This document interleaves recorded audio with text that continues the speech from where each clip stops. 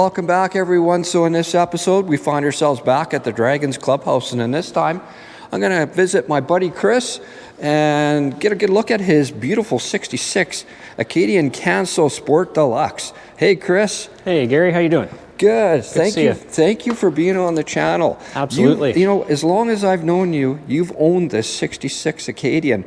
Please share the history on this. You've had this a long time. I've picked this thing up. I think we were just talking about it. It was about 06, 07. It originally bought in Saskatoon at one of the local dealers. I can't think of the name right now.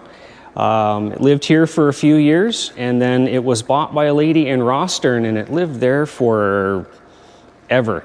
Everybody in Rostern knew this car at one point in time.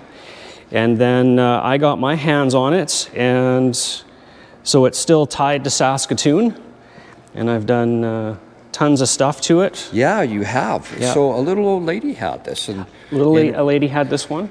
Wow. The first lady that owned it, I was told was a school teacher, but I have no way of verifying that. And the second lady, I'm not 100% sure what she did, but this was a literal, I pick up my mail and I go to church on Sunday and I get groceries car. Yeah. The best story ever. And now you've put in this drivetrain. This drivetrain was installed by you. I did, yeah. Everything on the car I've done by myself or with some friends. It actually came out of my 85 Cutlass. I had built this engine probably 05. So it has a few miles on it, but it's still fun to drive. So what are we looking at? Is it a 3? So it's a 400 block with a 350 crank. Oh. So it's kind of like a D-stroked 400. Yeah. Normally with a stroker it would be a 383. It would be a 350 block 400 crank, I believe. And I went opposite, so it makes a ton of torque, and it's great to do burnouts. Yeah. And get yourself into trouble with. But I know you've got cutouts on here as well. I've seen you open the cutouts the odd time. It sounds really nice. Yeah, I did that just to make some noise. Apparently noise is bad now, so I try to keep them closed when I need to. Yeah. And you've got it in the clubhouse here because we're going through some work. We're doing some stuff. We got a new set of fenders on it. Yeah, it's time to start loving it a little bit more. Started last year with new leaf springs and double adjustable shocks in the back, and then that led to coilovers in the front, rack and pinion steering, tubular control arms up and down, and it just leads one thing into another, and then finally I just had to start getting into the body. Yeah. And the fenders were in not such nice shape, and I was able to track down some NOS fenders from a gentleman not too far outside of Saskatoon, and that got me on this path. So now I get to do body work and see how good I am at that.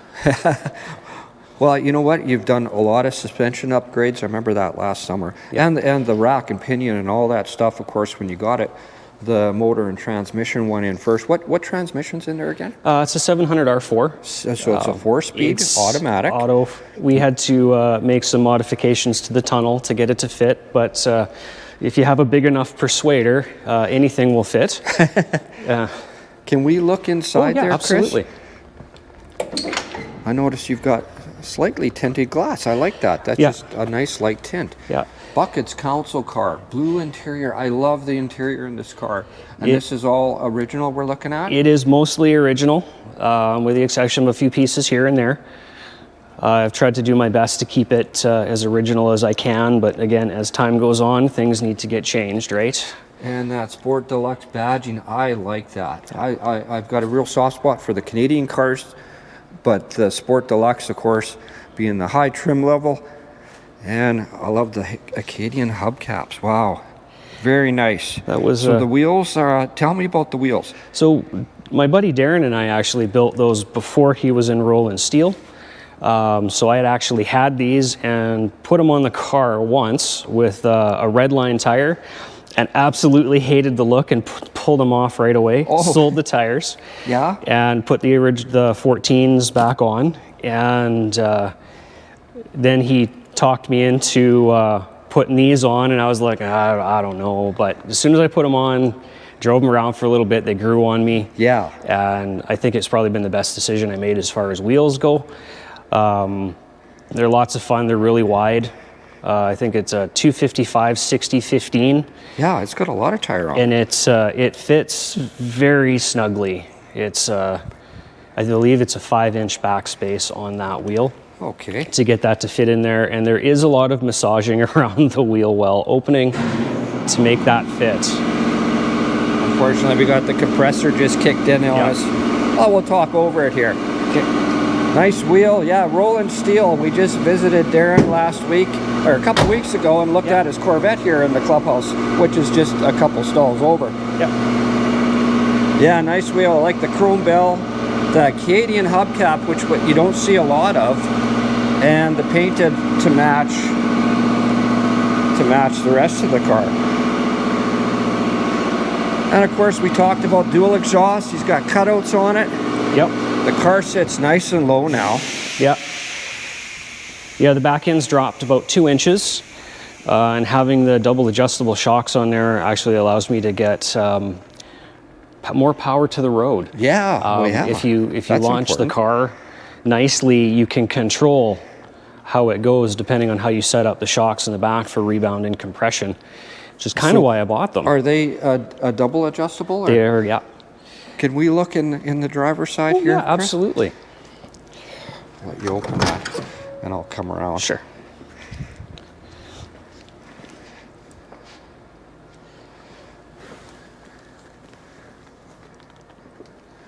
Yeah, I like just nice gauges. You've got a Kenwood stereo in there, buckets Canso.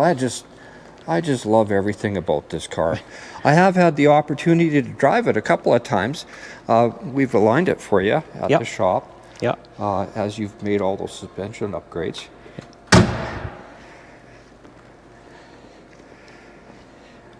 Yeah, it drives like a dream now with coilovers in the front. Yeah. It's way, way, way, way better than it was before. I can actually let go of the wheel and it tracks straight, and you're not actually chasing the steering anymore, which is really nice. And it's carbureted? It is, yeah. It's got an Edelbrock 4-barrel on it. It could probably stand to be tuned a little bit better, but that'll come in time. Very nice car. So yeah, you've had this about 18 years, and I don't know how long we've known each other, but I've always known you to drive this. Yeah. Once I got my hands on this, first time I saw it, I said, this has to come home with me today somehow. So I had to make a deal, and it ended up coming home with me. Well, good job, Chris. Car looks good. Can't wait to see you get some color on the fenders there. It looks good. I like what you're doing. You've done a lot to this. 18 years you've had that, and it's just gonna get better and better. Thanks, Gary. I appreciate that. Yeah, thanks for letting us look at your car. Absolutely. Appreciate it. Thanks for watching, everybody. And we'll see you guys next time.